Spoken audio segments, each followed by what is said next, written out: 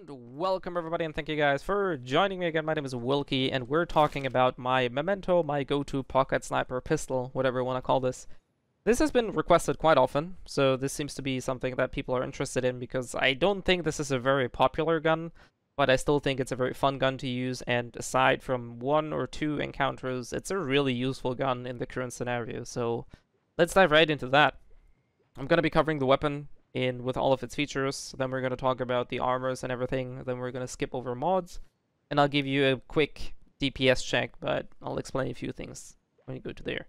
So the Memento at core is a weak spot gun. I think there's no denying that. That is reflected by the perks. Now, if you don't know what any of these keywords mean, if you click on a weapon, then hover over it and press X, you get this list here.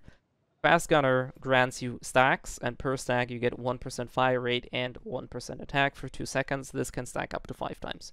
Now in the base version, this isn't really all that great for the Memento, but there are ways to make this much more usable, and I'll explain that in a bit.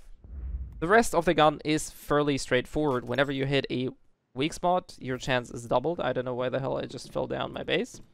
So if you hit a weak spot, you're not having 36 but 72%, and whenever you trigger Fast Gunner, you get 1 bullet automatically reloaded into your magazine. This is why sometimes you see people shooting like 20 times without reloading with a Memento, and that is pretty much the reason why.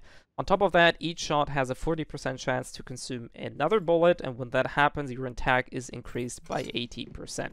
This is why I said that there is a lot of deviation or a lot of variance in terms of damage, and I'm going to be showing you this to you. Let me just go back to my probably Shephasaurus Rex that pushed me down. So the first hit was 14,000, then we have 8,000, 8, 8, 11, 21, that was a crit. So you can see there's a lot of ups and downs in there, and this is pretty much because of these perks and you're stacking Fast Gunner. So there's a lot of stuff going on which may be confusing for people that are new to the gun. As I said, mostly build around weak spot, at least the build that I'm using, so a lot of the gears and all of the mods will reflect that. In terms of accessories, I value accuracy over anything. I just got pushed down again. It's definitely my Shephasaurus Rex, excuse me for that.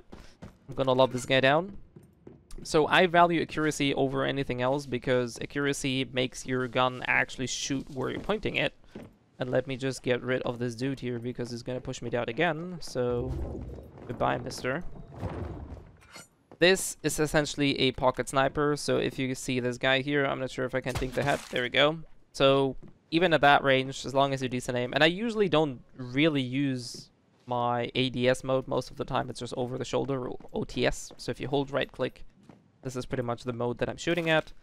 And for the rest, the range is going to get increased with the calibration, and stability isn't really an issue for me, but 93 is still a fairly good value. So this is the combo that I use, and I use tungsten pistol bullet, the regular ones, for 10% increased damage. And that is pretty much it for the gun itself. As a sidearm, I use a Doombringer for bullseye, close range gun, and recovery, and a stun baton to just have the weapon available whenever I run a silo where I need the shock to activate the secret room. In terms of armor, it's fairly simple. I run 3 pieces Renegade, 2 pieces Bastille, and a key armor. Now, which of these pieces are what doesn't really matter. I happen to end up with a Bastille helm and Bastille gloves. Then these are actually shoes. I'm not sure why they're called pants. Probably a translation issue. Renegade pants, Renegade shoes, Renegade pants, and a Renegade jacket. Bastille 2 pieces gives us reload speed and flat 10% damage when we're above 70% HP. And Renegade gives us another 15% reload, 10% flat weak spot damage, and the so-called Archer's Focus. Whenever you hit a target, you get 4% weak spot damage stacking up to 10 times. So if you hit a target 10 times in a row and you're not switching targets, which sometimes happens to be the case, you can easily stack that to 10 and get another 40% flat weak spot damage. As I said, I'm focusing on weak spot damage here, so this should be fairly clear. Other than that, there's not really much to talk about the gun itself, so let's talk about the mods, and this is where some of the magic happens. Or actually, I should mention the key armor. I'm using the Oasis mask. The other key armor works just as fine. I prefer this one, in case you're wondering what I'm talking about. The other key armor would be the Dusk mask, and that is when triggering Fast Gunner, there's a 50% chance to automatically reload a bullet.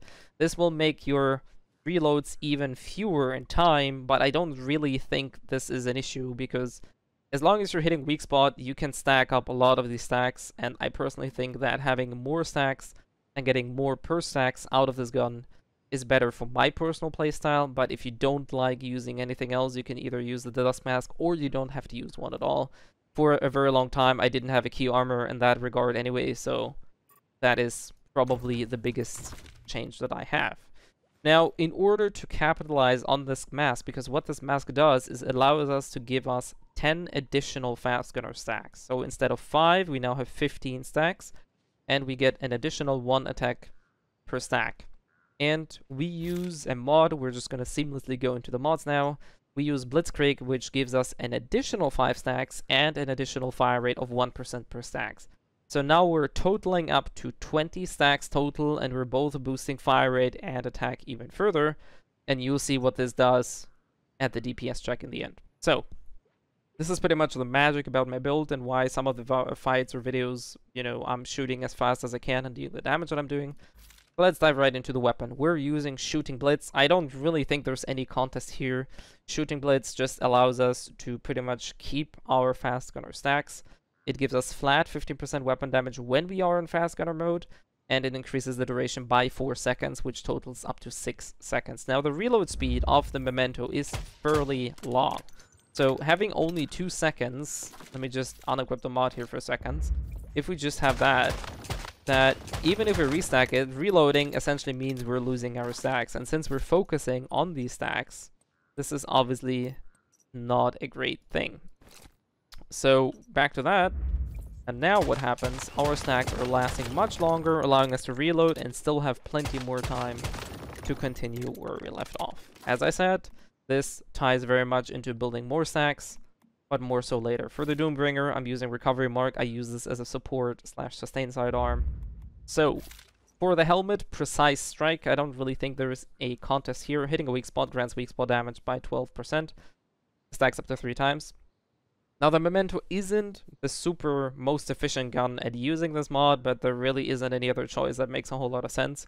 And per usual, you're trying to roll weak spot damage and weapon damage.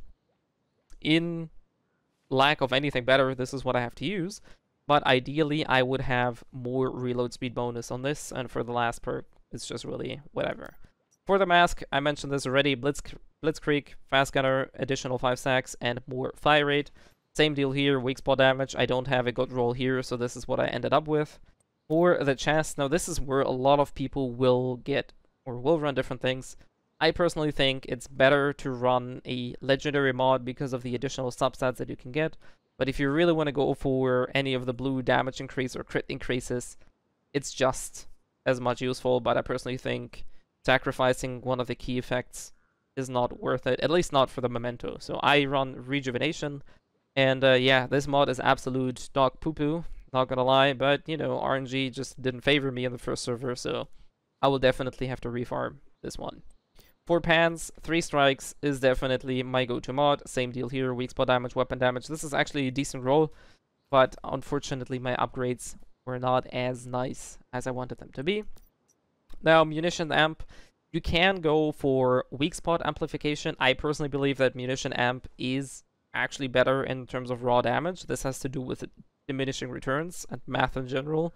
I'm not going to go too deep into that, but use whatever you have better subsets on. If you have a godlike weak spot damage, like the top core effect, we're not talking about the substats, so the one at the top, if you have a godlike roll weak spot with additional weak spot with additional weapon damage and reload speed, use that.